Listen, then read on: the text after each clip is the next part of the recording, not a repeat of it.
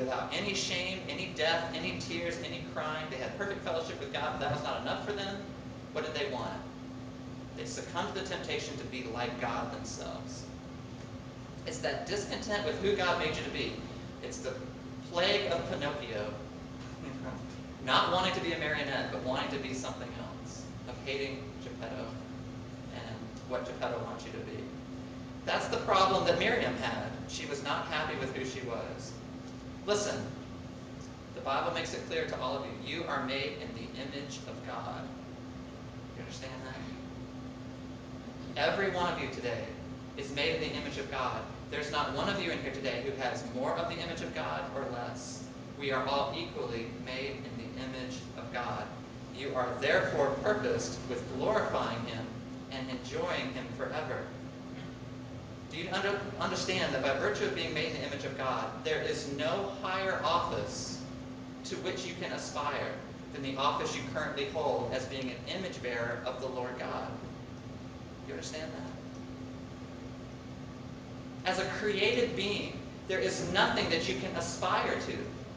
There is no occupation or purpose in life that you can aspire to which will be higher than bearing the image of God and glorifying Him and enjoying Him. You can't do anything greater with your life. And that's an office you already hold. So you should be perfectly content in that for all of life. You should not have a life spent aspiring to an office, another office. Just to give you by way of illustration. A mayor may aspire to be president, but a president may not aspire to be a mayor. A mayor, if he is a politician, understands that there's a higher office than the one he holds.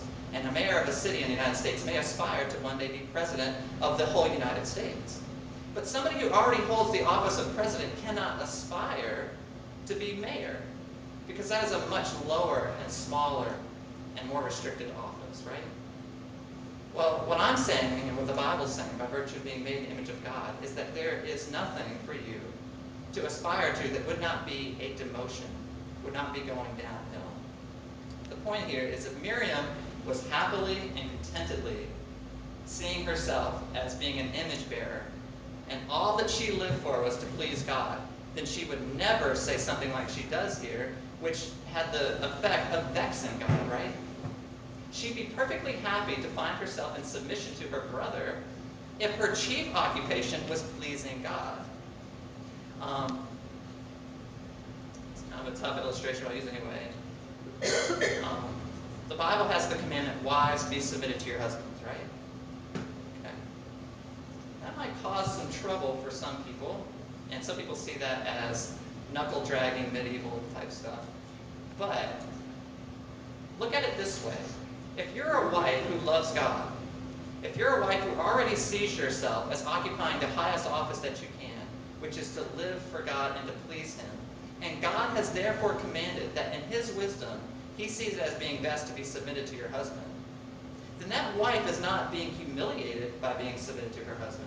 She's not accepting a demotion by being submitted to her husband, but rather she is retaining or keeping her high office by pleasing God. If that's what pleases God, that's what she's happy to do. Okay? If she is living to glorify God and not to advance herself, and not to be discontented with herself, then she'll be very happy to please God by submitting to a man who is not worthy of His authority, right? It makes sense. And that's what I'm saying. Whatever position you have in life today, all I'm saying is that by virtue of being made in the image of God and knowing it, you should not be discontented with whatever God calls you to do. Because to do anything else is to stoop to it. Now, I want to make a quick qualification here. I don't want it to appear that I'm saying that we should not be striving. That's why I debated whether or not to use the word aspiration or not, because I think that as believers, we should certainly be striving to do what we do the very best that we can. The Bible makes it clear, whatever your hand finds to do, do it with all your might. And I use the illustration of the Chariots of Fire illustration with Eric Liddell, who was the British long-distance runner. You might remember quite famously that Liddell said that he loved to run, and God made him a very good runner. He was gifted and talented with long-distance running. He was very fast. And Liddell would say, you know, when I run fast, I feel God's pleasure. Well, when Liddell entered the Olympics, he was obviously training and striving and working hard to get the gold medal. I mean, that was his purpose. He wanted to strive to run as fast as he could. But he was not running to get the glory of gold. He wasn't running and training and working really hard so he could stand on the podium and wear that gold medal. He was training really hard because he knew that God was more pleased the faster he ran, because that's what God made him to be. Does that make sense? So I want you to aspire. I want you to strive. If you're a carpenter, I want you to drive the truest nail you've ever driven. If you're a teacher, I want you to teach the finest lesson you've ever taught. If you're involved in whatever you're doing, I want you to do it the best that you can, being the most creative and thoughtful and noble and beautiful creation that you can make with whatever it is that you're doing in your life. But I want you to be content in your station. Second thing I want you to get rid of in order to be able to defeat these things is entrenchment. And these last 2 points are much, much simpler. Look at verses 11 and 12. It says, Then Aaron said to Moses, turn to his brother, who before he was thinking small of, now he calls his brother, oh my Lord, which I've never said that to my older brother, or my younger brother. But he says to his younger brother, oh my Lord, I beg you, do not account this sin to us, in which we have acted foolishly and in which we have sinned. Oh, do not let her be like one dead, whose flesh is half eaten away when he comes from his mother's womb. It's been said that fences make good neighbors, and that's probably true. But fences do not make good disciples. You do not want to build and erect barriers between you and God. We do it often, but you cannot be growing in God and you cannot be enjoying the fellowship with God if you have erected barriers that keep him from you, if you keep him at a distance. Teddy Roosevelt used to preach peace through strength, right? His famous line was, walk softly and carry a big stick. And his idea, and this kind of resonates with us because we like this idea of we want to live at peace with everybody, but we also want to have the assurance that we can defend ourselves if attacked, right? We don't want to go around picking fights, but we want everybody to know that we can defend ourselves. And we have a defense that will protect us. And one of the things that the world teaches you ever since you're a little kid, one of the first lessons the world teaches you is do not be vulnerable. If you're a vulnerable person, you're going to be taken advantage of. You're going to be hurt.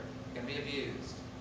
Walk softly, but carry a big stick. And that's only natural. And I guess I don't mind this philosophy being employed in earthly affairs. I think it's worked to some extent. But it cannot be employed in affairs having to do with God. Okay? In our relationship with God, it cannot be used. It has no place for that because, listen, there is no peace with God through strength. There's only peace with God through weakness, through surrender, through confession. You've heard of trench warfare before. Trench warfare is that type of warfare that's employed by a defending army. If an army's trying to defend property or a city or a piece of land, it'll dig these long, receding, parallel lines, 6 feet deep and 4 to 6 feet wide, that are meant for you to dig in so that when an advancing army is coming, you have an advantage over them.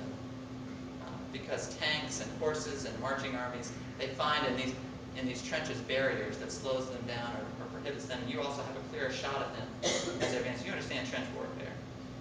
Well, whether you realize it or not, you as a believer, as soon as you became a believer, you were really building trenches to keep God at a distance. You were trying to slow his advance into your life. And these trenches are, in effect, your partial surrender. You surrender things to God, parts to God, but you do not surrender to him wholly. And until you surrender to him wholly, you cannot have fellowship with him. If he is the source of your strength, if he is the